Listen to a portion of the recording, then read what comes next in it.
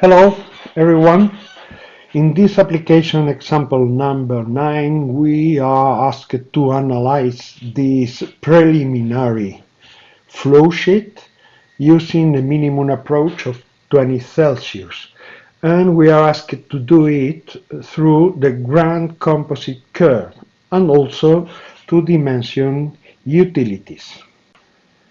We are given a problem table including streams, the reactor outlet going from 270 Celsius to 160, and with a concrete 18 thermal inertia in kilowatts per Celsius.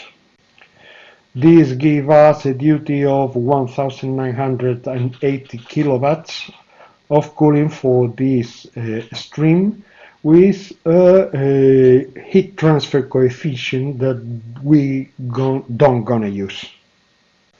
The second hot stream is the product from 220 to 60 Celsius with a duty of 3520 kilowatts. The first cold stream is the feed from 50 to 210 entering the reactor, and the second one is the recycle that goes from 160, no 130, because the compression is not integrable. You cannot change this heat. This goes linked to the compression. This goes from 160 to 210. We must heat it, and we must heat it with 2500 kilowatts. And we have also data about the reboiler and the condenser. The reboiler is a flat stream from 220 to 220 with 2000 kilowatts, and the condenser, the partial condenser, is a flat stream from 130 to 130, the head temperature, also taking out 2000 kilowatts of cooling this time. Apart from that, we are given a possible use of utilities from high pressure steam to low pressure steam, and also cooling water with different temperatures, and a variable duty. You can use the duty you need. We must choose the right combination of these utilities for the problem.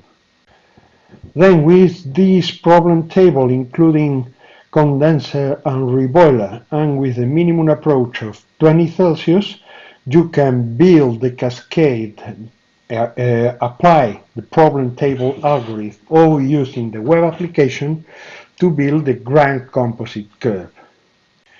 Remember that this is in displaced temperature, different for hot and cold streams, and enthalpy flow duty.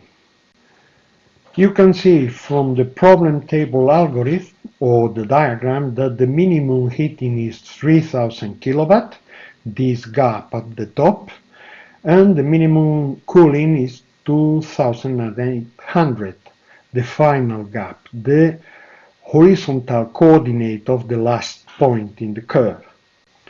With this problem table and temperature approach, you can build also the composite curve, giving us the same minimum heating and minimum cooling. And remember that you can locate the pinch from the zero flow in the heat cascade that happens at 170 Celsius displaced temperature. That means, in this case, for a 20 Celsius minimum approach, 180 for the hot streams and 160 for the cold ones. We're gonna present two cases for utilities. In the first one, we're gonna use medium pressure steam at its maximum till touching the grand composite curve. This will be a utility pinch, and high pressure steam for the rest, still filling the heating gap. This means 600.3 for the medium pressure steam and almost 2400 kilowatts of high pressure steam. And for cooling we have just one choice, cooling water from 50, probably cooling water from 50 to 20 Celsius, that is quite cold.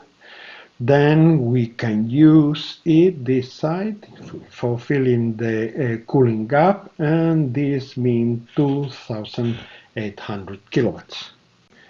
You can see the balanced composite curves, utilities and process stream for this option, with this new utility pinch in addition to the process pinch here. And you can see this narrow zone in temperature difference that's gonna be difficult to design afterwards.